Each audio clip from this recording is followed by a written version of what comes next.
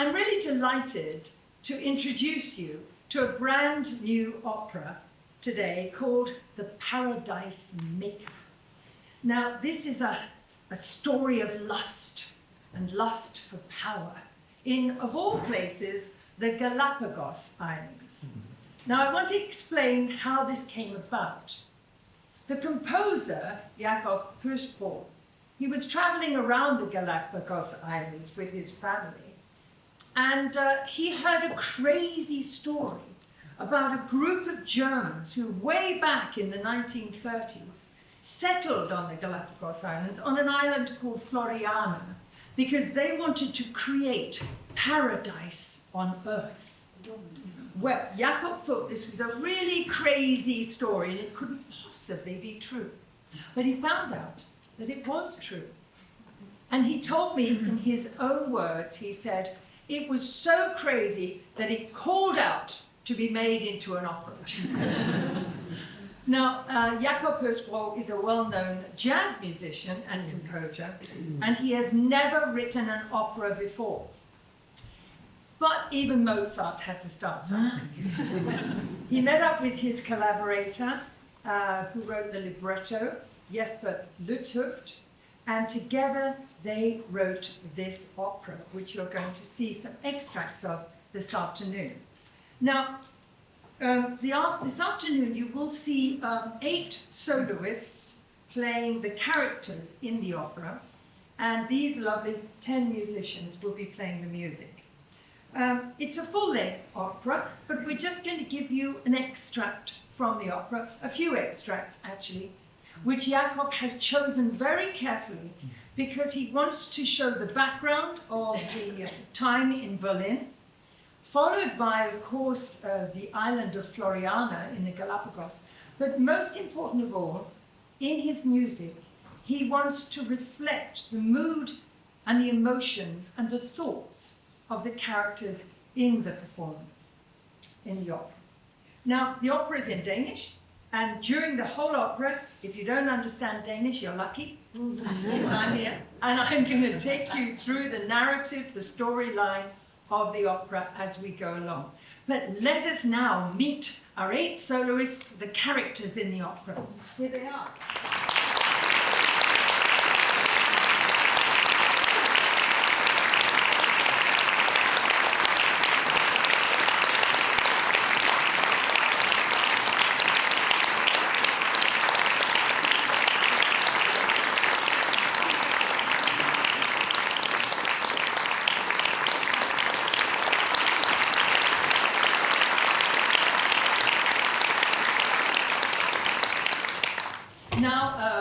The most important character is the Paradise Maker himself. His name in the opera is Friedrich Ritter. He's a doctor and he's a self-proclaimed philosopher. He has a desire to create paradise and to become the founder of a new world. He wants to be greater than Nietzsche. One could say that he has delusions of grandeur.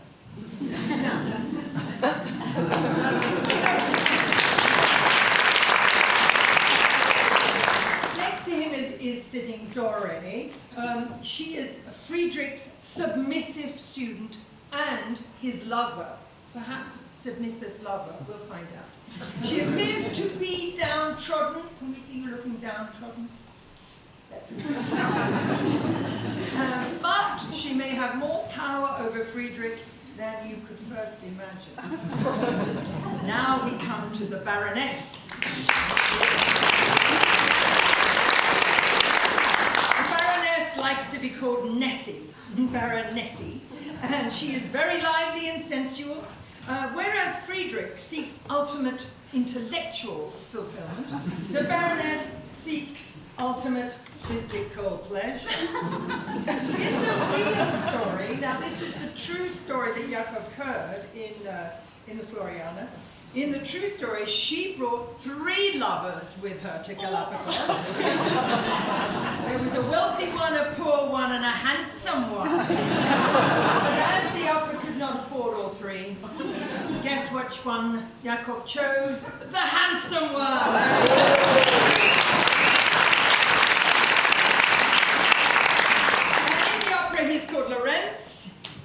Oemann, although he is constantly belittled and humiliated by the Baroness, he does remain faithful and loyal to her. Maybe. We'll see. The third woman, and most important, of course, is in our opera is Margret Wittmer.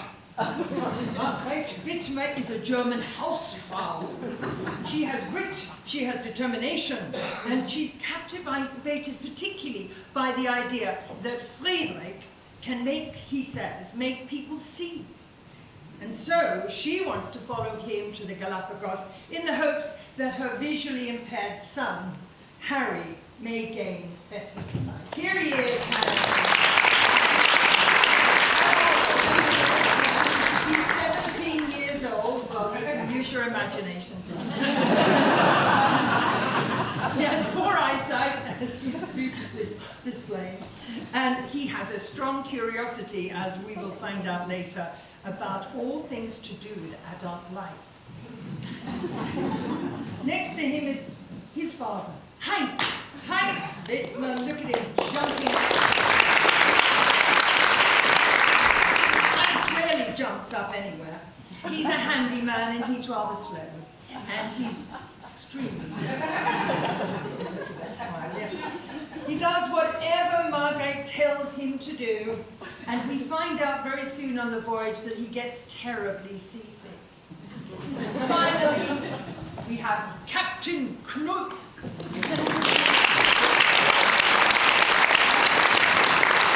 Captain of the vessel taking them to the Galapagos Islands. He's an authority figure, as you can see.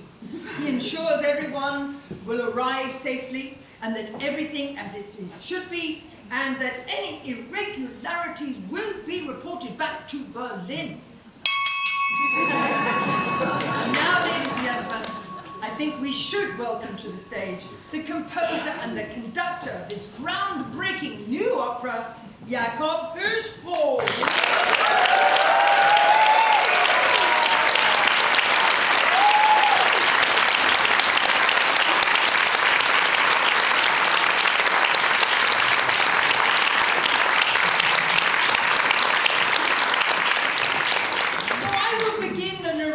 And tell you where we are in the story. It is 1929 and we are in Berlin. We are actually in the study of Friedrich Ritter. Outside his study, the world is on the brink of a massive political upheaval. But inside, Friedrich is preoccupied. He is deep in Nietzsche's ideas. Now, Nietzsche has written, God is dead. And Friedrich struggles to understand what that actually means for him personally. He wants to find the ultimate answer. He wants to become something more.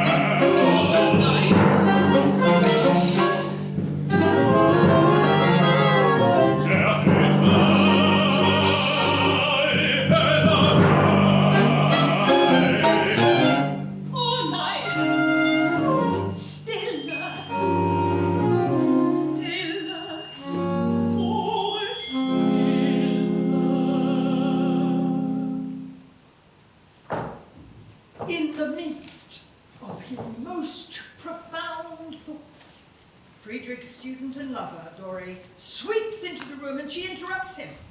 But the distraction gives him the opportunity to share his latest thought, which is that the job of being God is now vacant. And that he believes that he can create paradise on earth, on the Galapagos island of Floriana.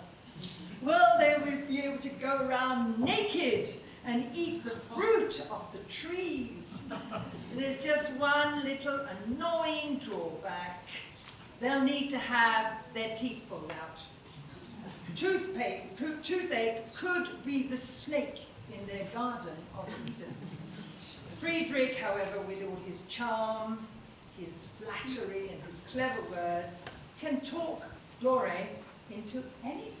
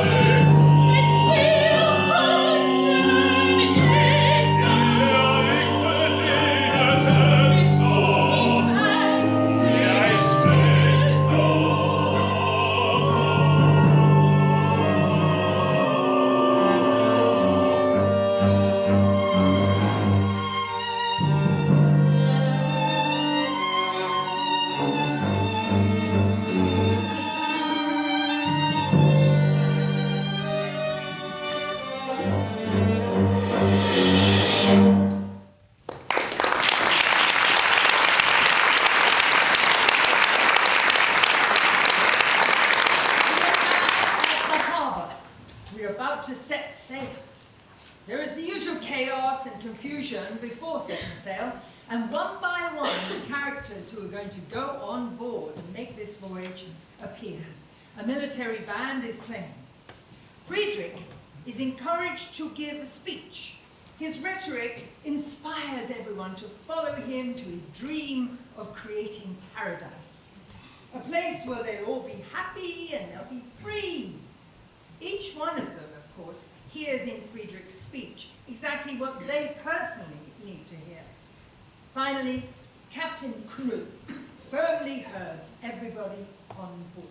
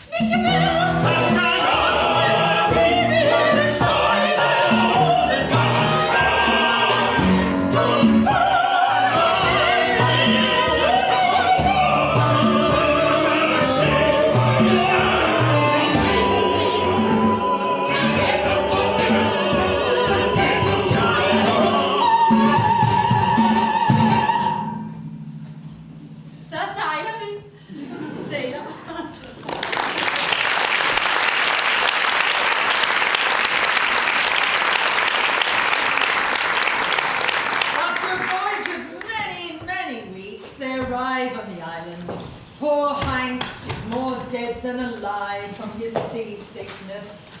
The Baroness, on the other hand, is on top form after seducing every sailor on the voyage. Now, paradise can be at last established.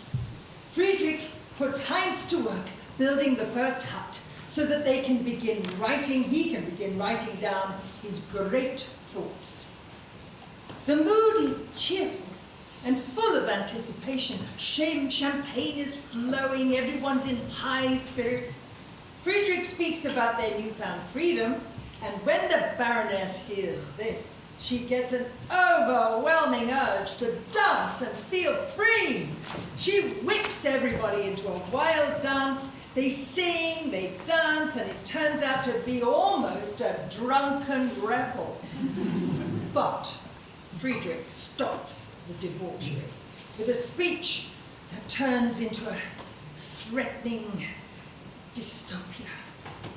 We head into the interval with a sense of fear and foreboding that something might go terribly wrong.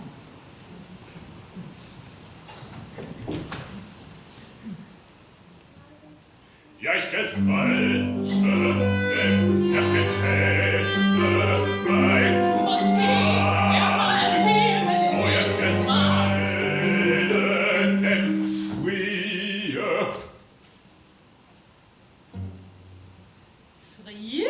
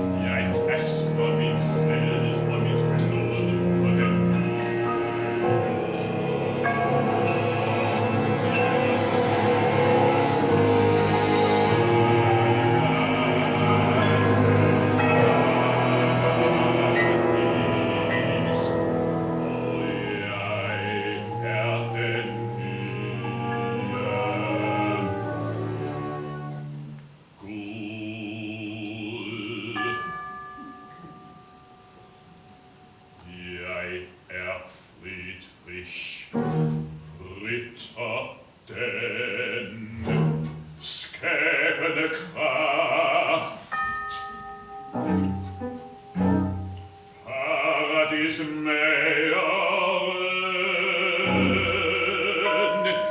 jeg har viljen.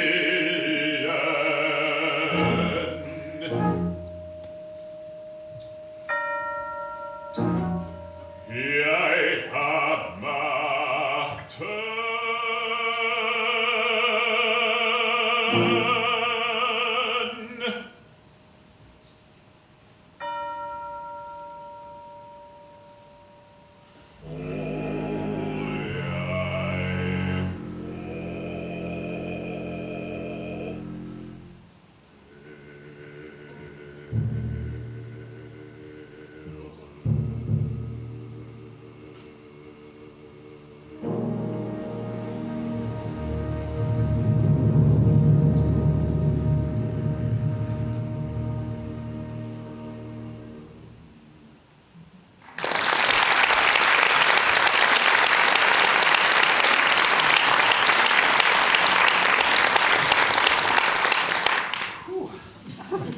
After the interval, island life reveals its duality by means of a double duet. We see the growing love between Harry and Lorentz, alongside the dying love between Friedrich and Dore. Dore tries to make small talk with the Baroness, but Friedrich, feeling a pang of guilt, responds with anger and contempt. She reveals that she knows what's going on between them, and the scene ends with Friedrich alone and doubting himself and his project. We almost begin to feel sorry for him.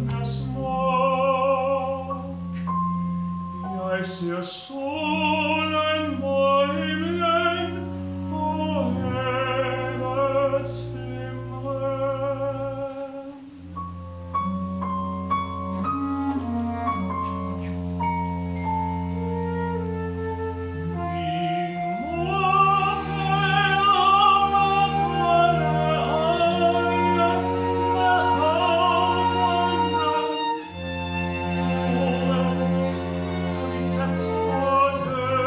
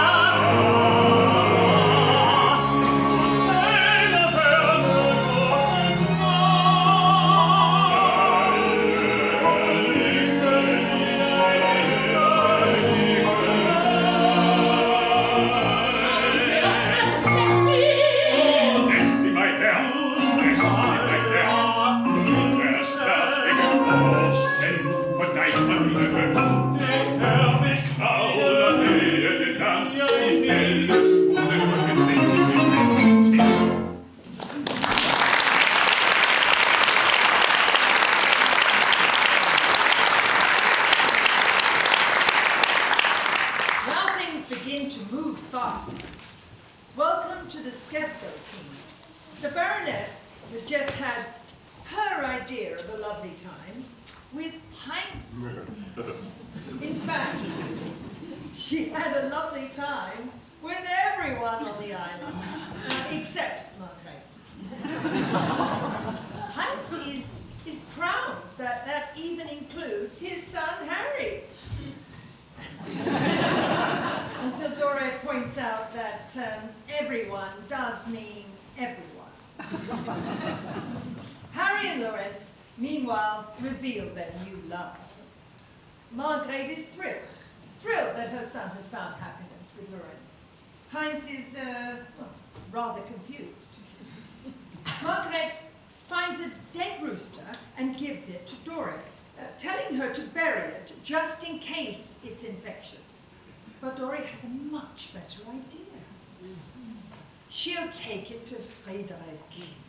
He's good at seeing what's wrong. The others all agree, yes, Friedrich is always good at seeing what's wrong.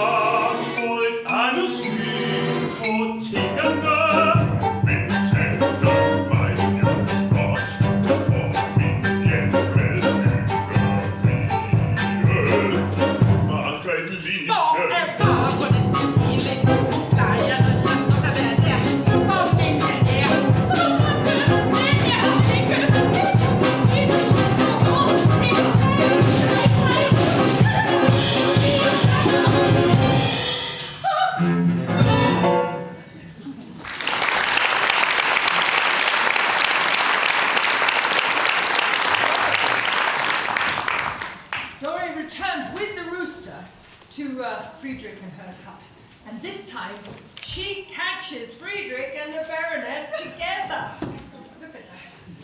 Friedrich tries to lie his way out of it. The Baroness finds it all endlessly amusing. But she leaves because she has a bone to pick with Lorentz. She's heard rumors he might be about to leave her.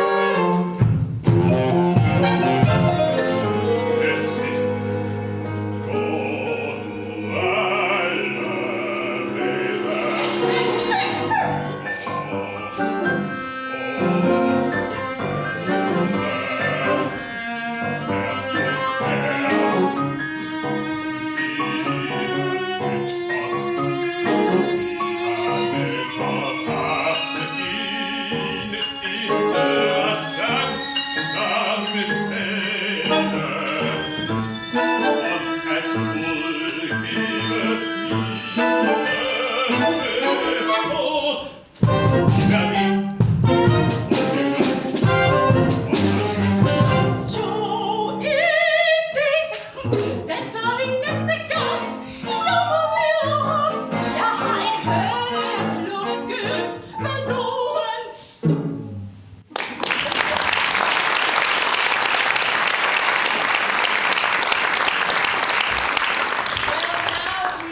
Reached the point of no return. Paradise has become a pressure cooker, not only due to mistrust, infidelity, irritation, and unfulfilled dreams, but also because of Friedrich's complete inability to lead and create the promised Eden. Everyone, now more or less, hates each other. Betrayals have turned into deep enmity on this paradise island of Floriana. The Baroness sabotages Harry and Lorentz's love. Dore serves soup with the dead rooster to Fredrick, who is a vegetarian. And he dies of food poisoning. Now, did Dore do this on purpose? Or maybe she's handed this murder also to her conscience?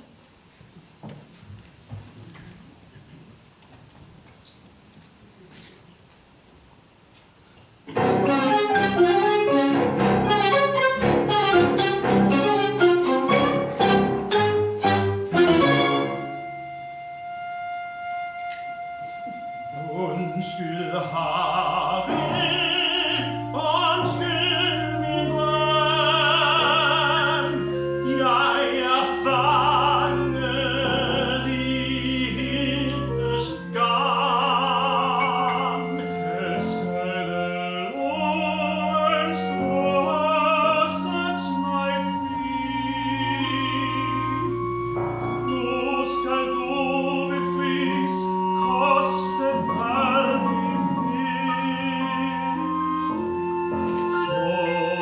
Blot nok kan jeg ikke se. Jeg kan se, hvad jeg må